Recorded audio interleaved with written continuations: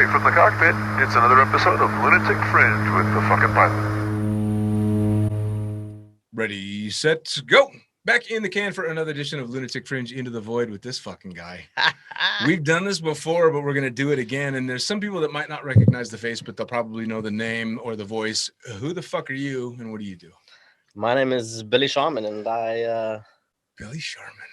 Billy back again. Jesus Christ, man. Billy Sharman, you've been jumping for a little while. Few years. You've been in the aviation game for a bit. Yeah. Fucking hell. Tell me your story, man. How the hell did you get started in, well, not just in skydiving, but in anything extreme? Anything extreme? Well, Yeah. I don't know how to say extreme, really, because my life has just been normal to me. Yeah. You know? Well, so some people think it's extreme, but it's not really. Assume extreme from a normal person's perspective. We are normal. No, we're not even fucking close to normal. Not even. Cheers. We are not even close to normal. Salute. Cheers, buddy. There we go. Thanks for having me over. Appreciate it. So how did you get started? I mean, was it just straight into skydiving, or were you climbing, surfing, doing anything like that as a kid? No, it was pretty much my mother was a skydiver. Okay. Back in the day. She was California state champion many years ago. She had 1,000 jumps on rounds. Jesus Christ. And she still was walking. Yeah. A lot shorter than what she was when she started, but she was still walking. And I decided, I was playing rugby and for Sac State University in California. And I decided, one day, let's go try skydiving. Really? So I did one jump, and old Ray Ferrell offered me another jump, 20% off the same day. So I was like, yes, please, let's go. And from then on, I was hooked. Fucking good old Ray. Could not get over how fucking cool skydiving was. Yeah. Or is. Well, and ever the businessman, Ray. Hello, Ray. We love you. Good to see you, buddy. You old prick. Yeah, man. So first off, what were you going to school for? I was going to become a physiotherapist. So you fucked that up. Yeah. Instead, you became a patient. Yeah, exactly. Big time. I do physio on myself. Yeah. I was laying tile, actually. Okay. Yeah.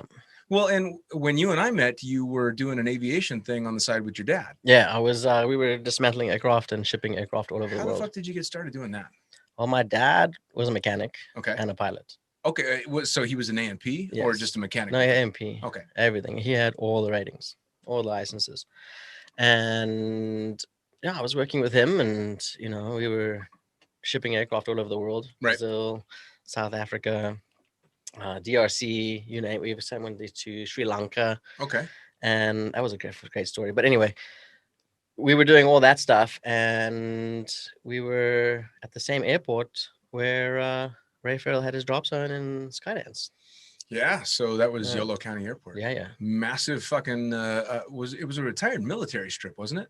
I think so. Yeah, all back in the day. Because it's huge. Yeah, it's a big airport. I would cross the threshold numbers landing at that airport, doing 140 knots at 10 feet, and float And 3/4 of the runway, and Yeah. you've still got nothing but runway ahead of you. It's like a 2-mile long run. It's great. Yeah, fucking Super huge. good. Fucking huge. So your mom's California state champion, you do the jump, and Ray, of course, tosses out his sales pitch and does a good job of it because it was Ray. What about your dad? Did he jump, or did he have any interest? Hey, my dad did 2 jumps. One static line, long time ago, and he was he must have been 20, 35 when he 25, 30 when he did that. And then the next skydive he ever did was when he did a tandem with me the day after I got married. That's cool. Yeah. That's fucking cool. At the drop zone that I now own. It's crazy how full circle that goes. Right? Yeah. Well, plus how cool to be able to take your dad. Yeah. I never had the balls to take my kid, my mom, or my dad. I've been on skydives with all of them, but I never. Well, I didn't take him on a skydive. You just went with I've never been a tandem instructor. Oh. Oh. Pussy. Yeah. No. Hey, I don't know many of my friends that are gone this long in the business and have, I've got 18 jumps on as a tandem, but all in the front. Yeah. Oh. Nothing in the back. No, man. No. Still, though, it's super, super cool to be able to have that experience with Absolutely. a family member. Especially considering how you did it and where you did it. Yeah. But you do the first jump and then the second jump with Ray. So Skydance was your home drop zone. Yeah, for sure. For That's I think so fucking 6 cool. years, eh? Really? Well, how did the whole sport progress for you? I mean, you did those first couple of jumps, and obviously, mom was an active skydiver, so she was probably very. Well, she wasn't encouraging. really an active skydiver. She, when I did my 1,000th jump, about a year, about a year and a half later, like I did 1,000 jumps in my first year and a half. Like I took all my money and threw it at skydiving, and then I had no more money. And then I had to learn how to pack to pay the bills. Right. I lived in my van for a few Right. years. Then I became a rigger. Right. And then I got into the tunnel, and I got a job in Arizona. Right. So I was there for a year and a half, and then I moved back to California from Arizona, tunnel instructor. Then moved to Tahoe with Wes. Sure. Oh man, that was a good one. Skydive Tahoe. Fuck, we had a good time there.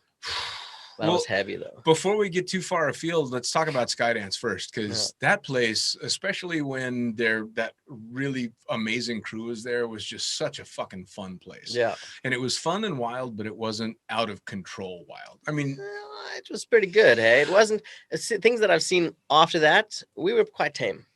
Yes. Yeah. So, I mean, I came to Skydance from Cross Keys. So I came from what was the craziest fucking drop zone on the planet at the time to what was a fun drop zone. Like it wasn't out of control compared to what I had seen. Yeah. And we weren't mainly about tandems. We were mainly about fun jumping.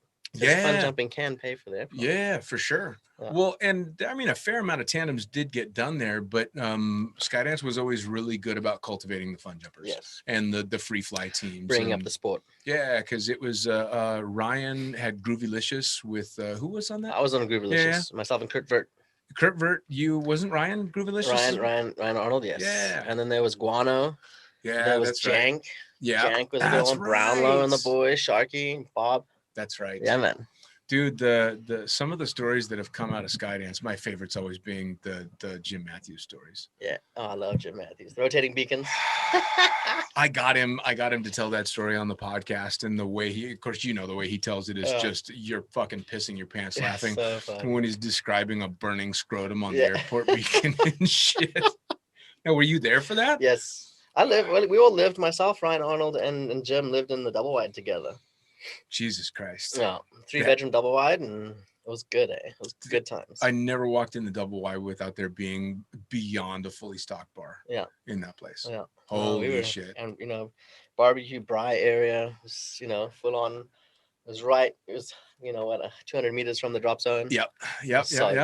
What tell me the story of the van when you got the van. No, I can't tell the story again. Come on. No, you have to. No. You have to. So all these people haven't heard it. Come on. Well, it was, obviously we meet young ladies at the drop zone. Yeah, it happens. There's some good looking young ladies, and she wanted to get to know me better, I guess you could say.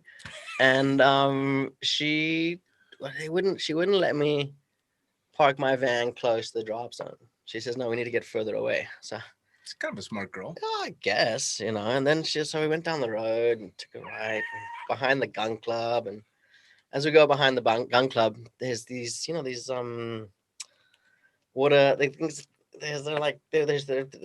troughs that feed the farms with water, right? Yeah, the irrigation ditches. Irrigation dishes, there you go. And I had one or two drinks, and it was a good time, we were having fun, young, enjoying ourselves, and I knew there was a ditch there. I just knew it. And I was so close to stopping, and as I was about to stop, the front wheel just goes into the irrigation ditch. Of course. So anyway, myself and this young lady were like, well, fuck it, let's had a good time. Yeah, it was fun. And the next day, I walked to the drop zone. I called AAA. I was like, you need to get out here right now, as fast as possible, please. Get out here.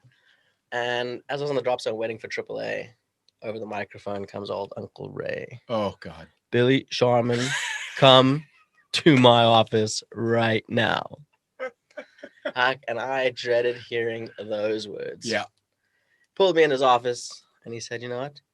Get your shit and get the fuck off of my drop zone and don't come back.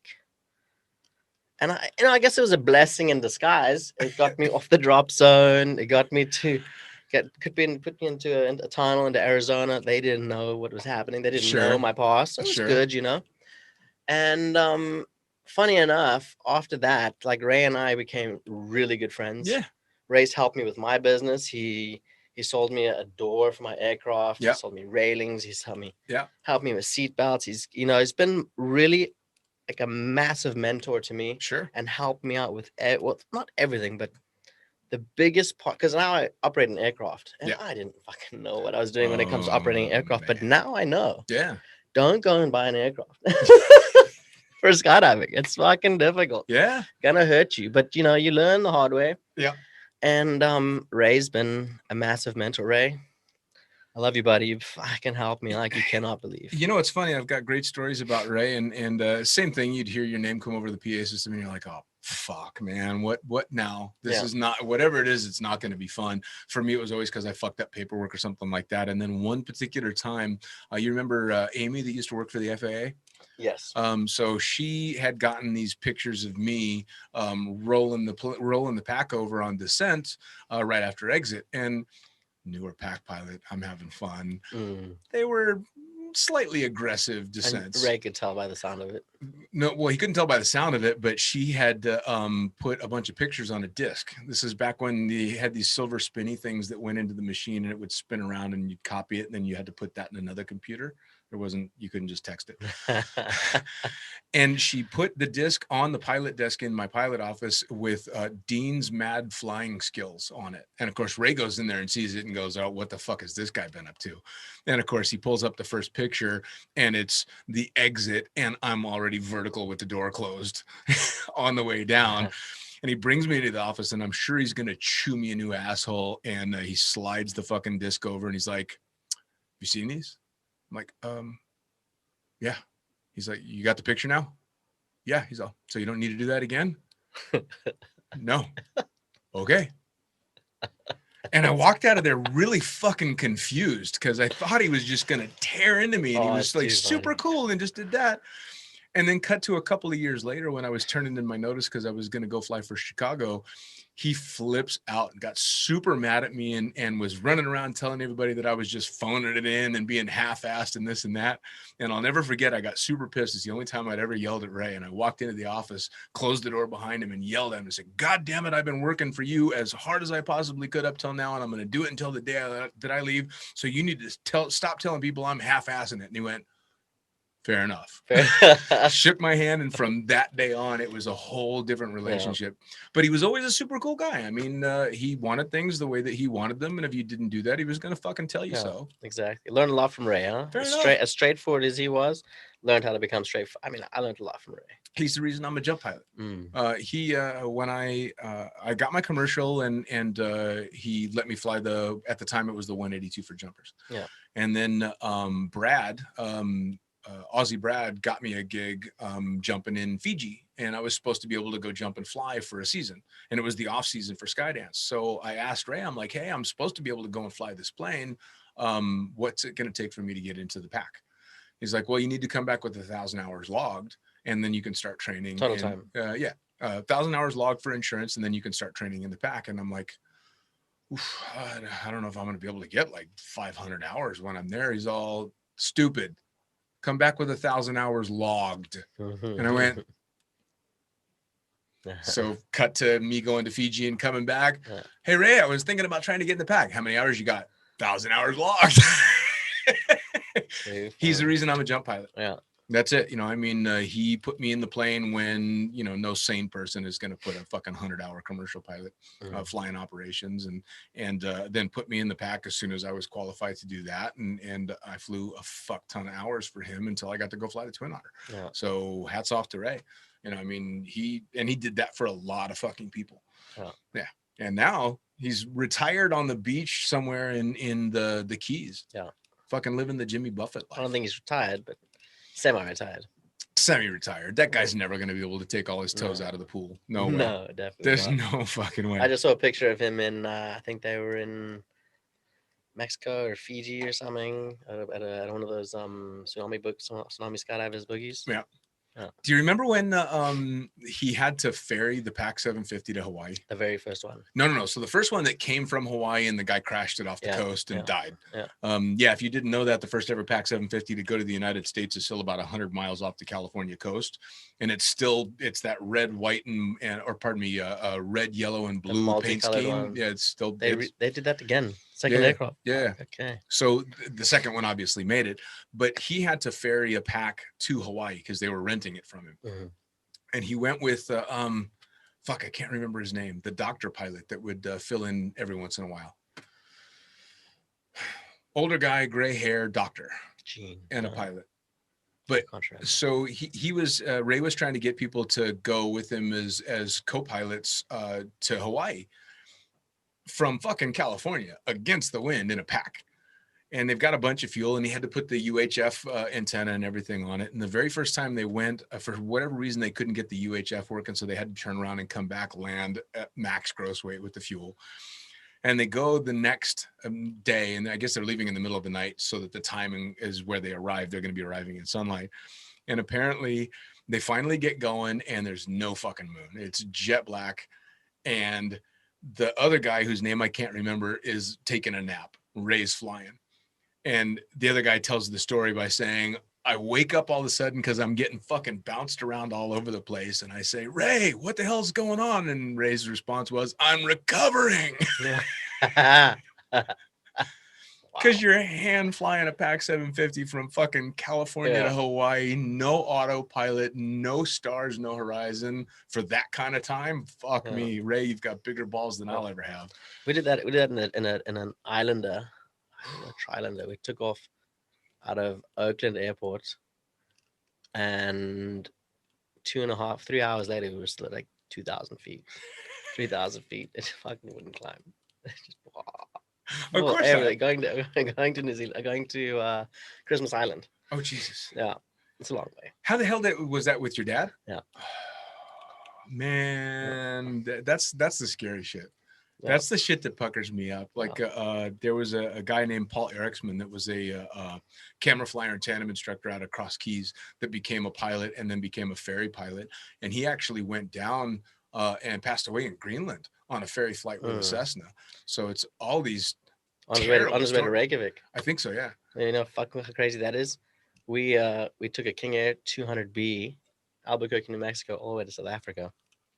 Fucking hell. That was a long trip. I mean, I was young at the time. I was 12, 13 at the time. And my dad was saying, this is how I do it, you know, explaining the whole situation to me with the ferry tanks and the 182s and stuff. Right. And we were letting down into Reykjavik, and we were hearing Mayday, Mayday, Mayday from this dude in that 182. No shit. And he went in as well. No shit. Yeah, crazy story. Hell, man. It's aviation, right? And it's skydiving. It's inherently dangerous, no matter how safe we make it. And we've made skydiving pretty fucking safe, right? Mm-hmm. I mean, this is not your mom's version of skydiving. No. When you're buying fucking surplus canopies at the Army Navy store, this is next level safe shit. What do they say when sex was safe and skydiving was dangerous? Yeah, fuck yeah, man. I had one of those shirts. I got it in Paris Valley back in like '98. Right. Yeah, long fucking time ago. Well, so how'd you end up in the tunnel? So I fly San Francisco. They were opening, and I volunteered. I mean, they were like, "So who wants to become a tunnel instructor?" I was like, "I fucking want to be a tunnel instructor." Right. So I fly San Francisco. They paid for my my tunnel rating and everything, and I went to Arizona, did the tunnel rating, and I passed. And then as I was leaving, they came to me and said, "Listen, you know, one of our guys didn't pass, and San Francisco isn't going to start for another 5 months." Ended up being a year and a half later when we finally opened. Right. And they said, "You want to come work for us?" And I was like, "Yeah, sweet, perfect, I'll come." Nice. So I went to I left Arizona, drove back to California, packed my shit, and came straight back to Arizona. And I was ended up being roommates with Plammer and Timmy. Nice. Yeah, that was nice. That was interesting, you know. They're a few years younger than me, and I mean, I lost a few years of my life there, but Timmy and Plammer, what fuck, man, I miss those guys. It's been a long time since I've seen those boys. Well, and Spent a lot of now, time with Timmy in the Middle East, Yeah. but Plammer, I haven't seen him forever. it's crazy how, I mean, obviously everybody gets spread to the four corners, especially in the sport. And now there's fucking tunnels everywhere. So even if they're still active in the sport, God only knows where they're going to end Oh, up. well, when Timmy and I got together, we got back together after Arizona because we all left. I mean, I think at one stage there were 3 tunnel instructors that didn't have jobs, and all 3 of us at the same time. Jackson Payne. Oh wow, yeah. A long time yeah. to hear that name. God damn, I know it. Right. Yeah. All 3 of us, we jumped on the boat and off we came.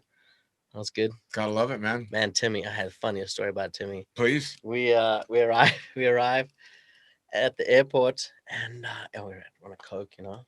So yeah, buy a Coke for Timmy and open it and have my Coke, and Timmy takes his and goes, oh, fuck, mine's broken, Billy.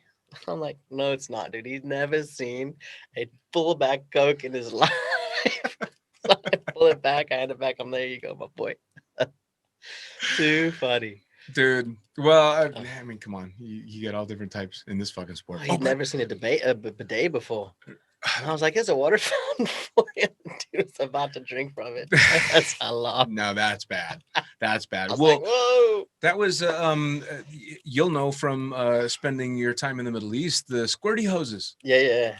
Wow. Greatest fucking thing in the world, but you'd never think about it because in the States, if you know how to handle it, yeah, that's the problem. So lots of power. For most of the Americans, you guys are used to having that squirty hose at the kitchen sink where you spray your dishes down and all that, or especially in the big working kitchens.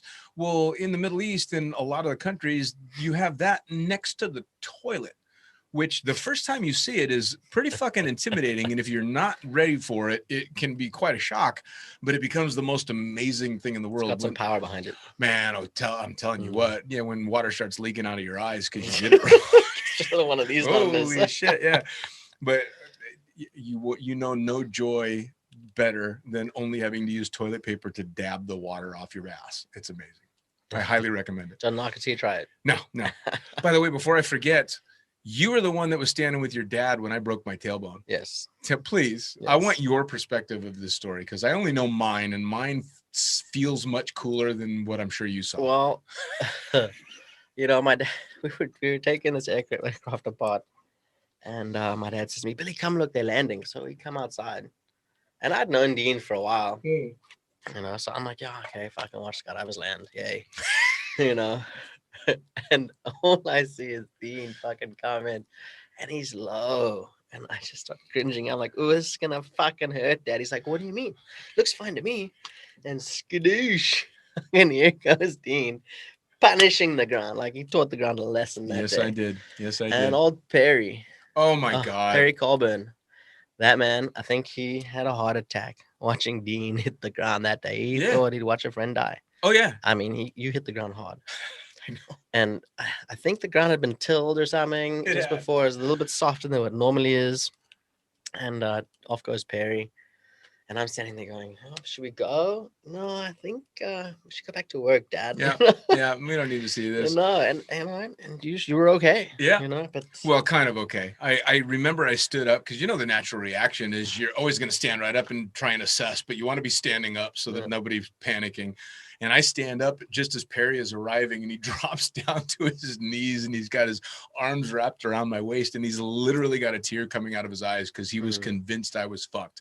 And I still got all the adrenaline going, and something's not feeling quite right with my butt, but I don't quite know what. And I was busy signing Zach off to fly the Cessna. So it's the first time I had jumped in like 6 months, and I hooked my fucking velo like I'd been on it the day before. It was 96, yeah. So I hooked this thing around like I'd been on it the day before, totally on current, and drilled myself into the ground. Boom. And then Ray, you fucker, knew I'd fucking drilled myself in and still had me turning pack loads. Yeah. So now my ass is throbbing, and I get through most of the day, and I'm like, time out. I gotta If you've never broken your tailbone, which I have. Oh, dude. It is, you got a little thing you sit on for like months. Oh, man. dude. It was just, well, especially when I'm the full-time pilot there at the time. So my job is literally sitting down all fucking day. But I go to the emergency room and they do the X-ray, and before the X-ray, I'm in the room, and the doctor comes in, and the doctor says the stupidest thing I've ever heard out of a doctor's mouth. She says, "So, what happened?" I hurt myself skydiving. Did your parachute not open? And the nurse is standing there behind the doctor, and I'm like, "Can I have a different fucking doctor? Are you serious?" Cut to the X-ray. She gets the X-ray, and she gets the X-ray back, and she puts it up, and she's like, "Has your tailbone always aimed in like that?" And I'm like, "Don't know. Never had an X-ray on my ass before, but thanks." And she's like, "Well, your tailbone's the last bit is like bent in towards your anus." And I'm like, "Okay." And she's all, "Well, I mean, we can fix it." And my response was, "Does that involve shoving anything up my ass?" And she's like, "Oh yeah, we'd need to go up there and get a grip on it and snap it straight." And I'm like, "Is it going to cause problems down the road?" She's like, "No." I'm like, "I'm good. Yeah, thanks. No. The idea of, could you imagine? I broke mine in Texas. How'd you do that? Jumping? I was landing. It was after a rainstorm, and obviously, big rainstorm in Texas. Those are the world champs or something. The world champs. Yeah. And it rained the night before, and they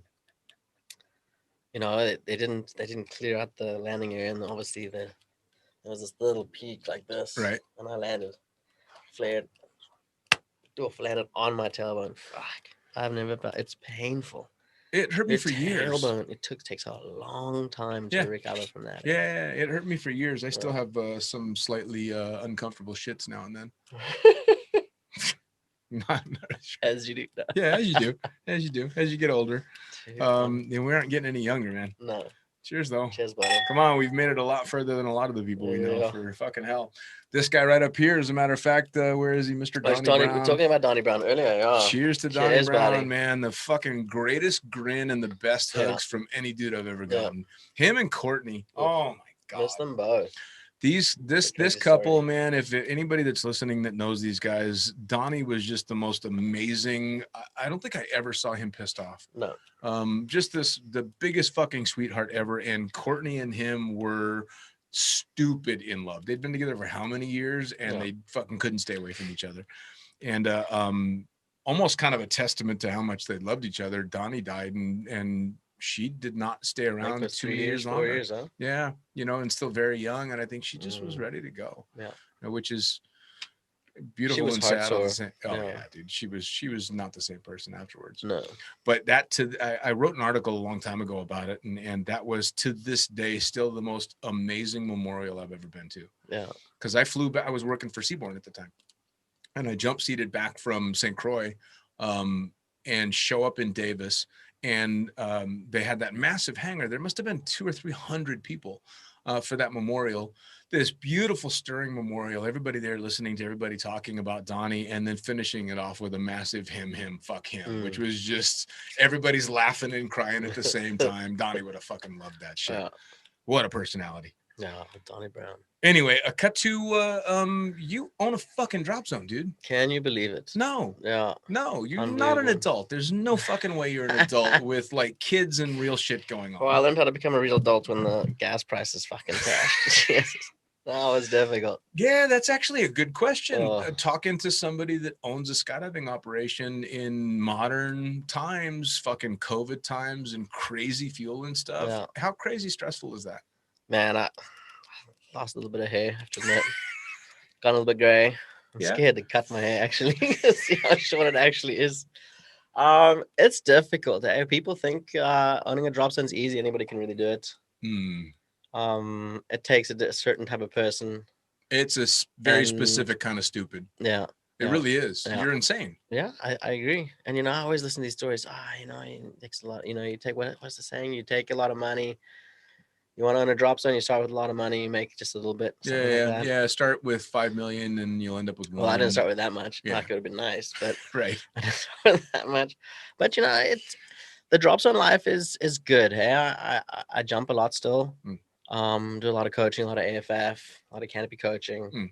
I've got a good crew at the drop zone, a good support system. There's a lot of people involved, and a lot of behind the scenes stuff that nobody ever sees. Sure.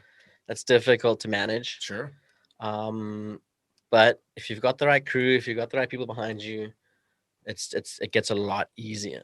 For sure. No. Well, now, especially coming from the background that you have and having been the wild child on the drop zone and fucking shit up and getting thrown out of places and then welcomed back and all that stuff.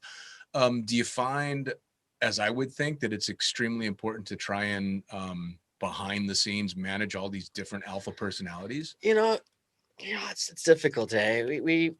I let people do what they want to do. But I explained to them, I said, look here, this is an adult's playground. And we are all adults. But yet I have a safety record that I need to keep up. I have, you know, a name that I've made for myself over the years. Sure. You know, some people say it's bad. Some people say it's good. I kind of feel like I've picked myself up a lot throughout the years, you know, and it's difficult to say that, you know, you understand exactly what's going on. Right. But when it comes down to it, hey guys, you know, I'm running a business. And my business, my personal business, is to keep people alive. Sure. I mean, I've had countless amount of friends kill themselves, and all my friends have killed themselves with an open parachute. Yeah. You know. Yeah. I think in my life, I mean, I've been around 20 years now. I've seen one bounce, and I've only seen one, and that was from a cutaway. Yeah. And two guys just collided, and one cutaway, one had a sky hook. Got my sky hook. Never take it off. The other one didn't have a sky hook, you know. So, and this is for a reason. Yeah. So rather hit the ground with line twist than line stretch is what I like to say. Oh yeah. You know? So sky hook, put your sky hook on. It's good for you. All the people that I've seen kill themselves, open parachutes. The only bounce I ever saw, the only no pull, no nothing, was a buddy that was hammered fucking drunk when he did it, and he had so many cypress fires that his solution to not paying for the repacks was to take the cypress out. Yeah. So it was not a surprise. Like when I met, his name was Craig Kuski. When I met Kuski, he was introduced to me by my friend Kim as the next guy that's going to go in, and he was. Yeah. Yeah. Watched it happen. Not fun. Don't recommend it. Not good, That's why you got to be fucking crazy to want to run a drop zone. For as much as I talk shit about Michael Hawks, the owner of Skydive Las Vegas, the original Skydive Las Vegas, and my least favorite DZO ever to walk the planet, I understand him a lot more 25 years in than I did those first couple of years, because he was fucking psychotic. But I can understand now how he got that way. Yeah. Because fuck me.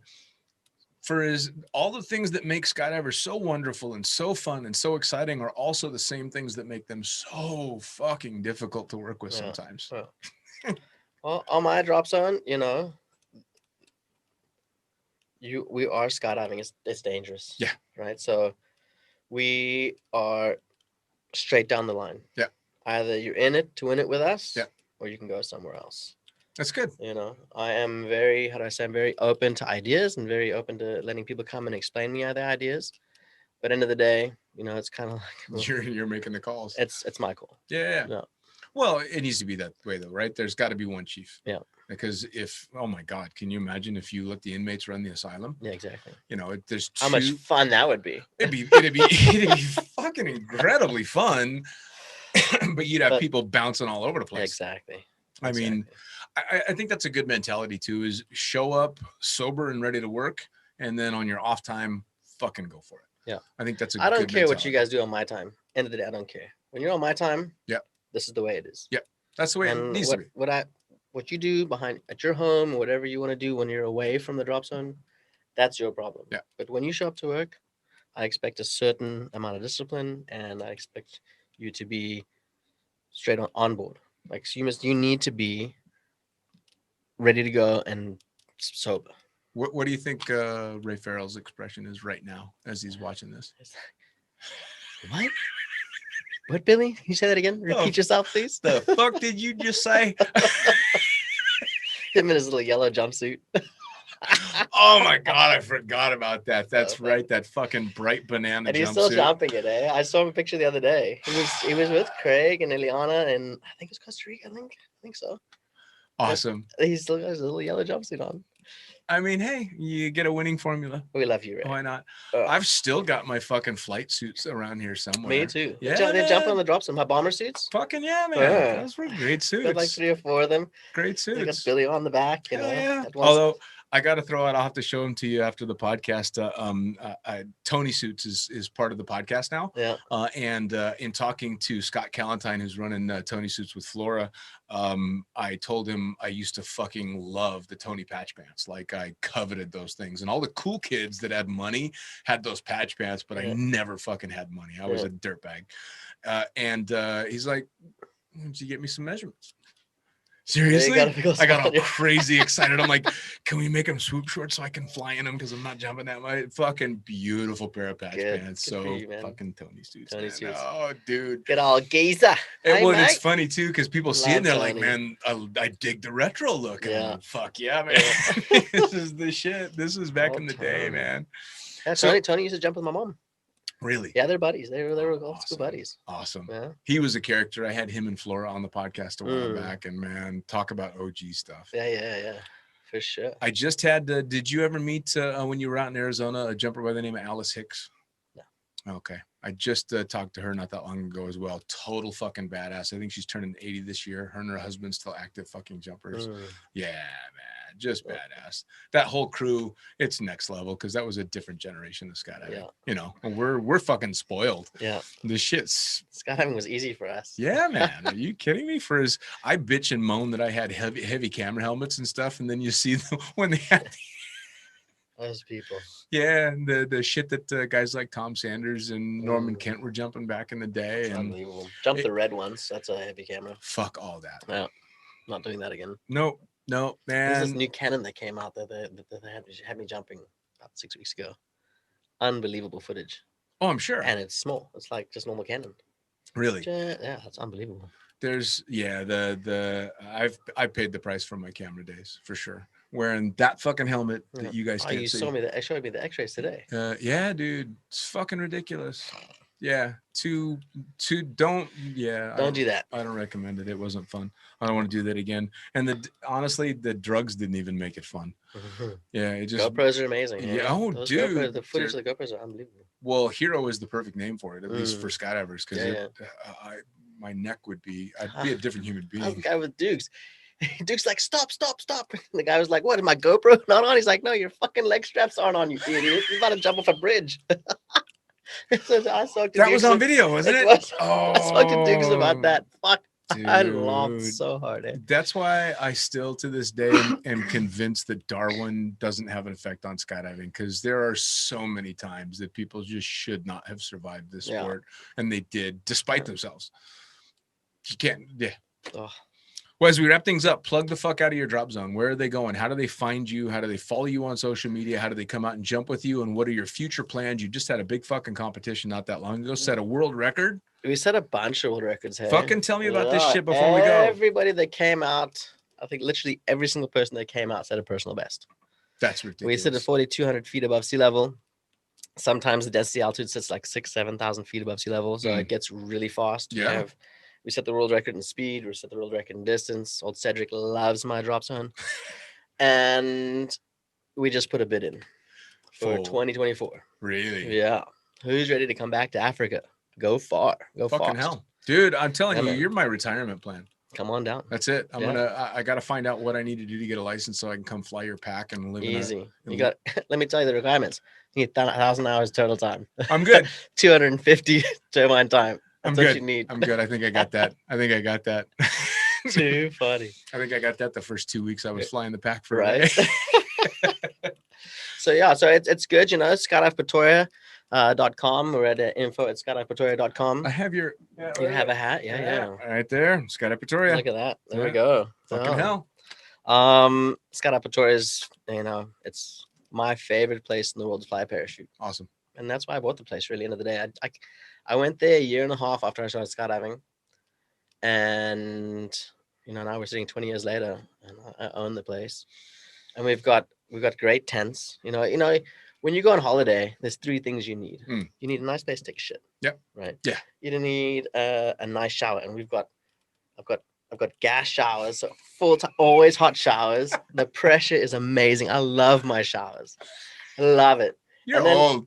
You're getting old. And then we've got some glamping tents. So you sleep in a tent, but it is first class. It's like you at a proper Well, I've seen the pictures that you've sent, and it's beside the fact that the property is gorgeous and the tents are fucking pimp. They reminded me of the tents that I stayed in when I went on safari with my daughter. They're safari tents. Yeah. Fucking ridiculous, because you've got a full-on bedroom, Yeah. hardwood floor, a tent flap door that goes to the full bathroom, mirror, the whole 9 yards. It was fucking amazing. Yeah. Well, it's not massive. We've got small tents. Sure. But it's got a hotel bed in it. We've got clean sheets every single day. Our sheets get changed, they get cleaned, they get washed. I've got on site. I've got for anybody who comes for a while. I've got a place where you can eat. You can make your own food. We've got fridges. We've got pretty much everything you need on a drop zone to live comfortably. Fucking hell. Yeah. That sounds like a good place to retire. And the best time to skydive, unfortunately, is in wintertime. People don't understand this. I mean, but gets cold at night, but during the day it's stunning. It's 80 degrees during the day. Sure. Yeah, well, I mean, the heat's And then at night it gets down to about 65, 70. Yeah, but that's just a good reason to put on a fucking hoodie. Exactly. And no, I'd much rather have that than just sweating all the time or freezing all the time. Well, hot and cold is just fine with me. That's great. Yeah. And we've got a great bar. We have a phenomenal setup. It is unbelievable. My wife's done a such a good job getting that place ready. Awesome. We got campfire there. We've got place to barbecue. We've got the pond. The pond is 15 meters away from Manifest. Really? Yeah. 20 meters away from Manifest. We were talking quite a bit when you were putting that pond in. That was a lot of fucking work. Well, I wasn't putting in. I was putting in the sprinkler system to get it ready for the World Cup. That's right. So the pond was there, but I put 450 meters worth of piping in for all the sprinklers. I had a TLB in the back there, digging holes. Man, I put a lot of work. Got all the grass, but now it's 3 times as wide. It's twice as long. Sure. The grass is soft. All year long, my grass is soft. Awesome. I've got a rotational pump that pumps water into the pond, and then from the pond, all that water that comes out, there's fish in the pond that goes into the grass. So it's not that swampy ass. No. It's clean water, and it's clean borehole water, so you can drink the water that comes out of there. Jesus Christ. It is so clean. I still don't think I do that, but that's cool. Well, we do have one that pumps right next to the not from the pond, but a different line that pumps out, and it's clean water. We've tested it, and it's like 95%. Oh, fucking cool. It's 98%. It's like the best water you can drink. Awesome. Yeah. Skydive Pretoria. That's where you're going to want to go. Yeah. This is Billy Sharman. Yeah, buddy. This fucking guy. Man, it's great to have you back. It's good to be back. Thank you so much. We're going to have to keep talking. I need to find out, especially if you win that bid, we're going to have another talk. Yeah, for sure. We're going to hype the shit out of it. Yeah, I'll let you know. I will let you know fucking hell. The day we win it. Because it's not going to be maybe. I know that every single person that competed at the last South African competition in Pretoria, they all ask me at least once, twice a week, "Hey Billy, when are we coming back? When are we coming back?" Because we were televised, we were everything. People watching all over the world. With that in mind, who did you apply for it for, and who can all of these people start sending emails to? FAI. Send emails, messages to anybody you can get a hold of in the FAI that you want the 2024 World Cup at Skydive Pretoria. Yeah, anytime. Cool. We're in it to win it, and we are there. If you want to come and train, if you want coaching, if you want whatever you want, we offer everything from belly coach, from FS coaching, to free fly, to canopy coaching, you name it. We've got it all. Perfect. Yeah, buddy. Brother. Yeah, man. Blue skies. See you soon. See ya. And there you have it. Another episode of Lunatic Fringe Into the Void, brought to you as always by, and say it with me, fuck yeah, NZ Aerosports. Head to nzaerosports.com. By Pussfoot. That's right. Head to pussfoot.com, the extreme sports collective, and check out everything they've got to offer. By summitparachutesystems.com. Jarrett Martin and the family cranking out amazing pilot rigs, as well as incredible rigging courses. And now joining the Lunatic team, it's the one and only Tony Suits. You know him, you love him. Head to tonysuit.com. Check out all the amazing standards, as well as the new incredible signature line they've got going on. And as for us, the Lunatic Fringe is now on YouTube. That's right, you're going to have the chance to put faces to the audio by heading to youtube.com and looking up the Lunatic Fringe podcast. It's easy. Hit the like button, hit the subscribe button, check out all the amazing videos from the previous guests that we've had, as well as new and upcoming interviews on video. As always, I am the fucking pilot. Head to thefuckingpilot.net or theprincesspilot.com. Thanks for joining. We'll see you next time around.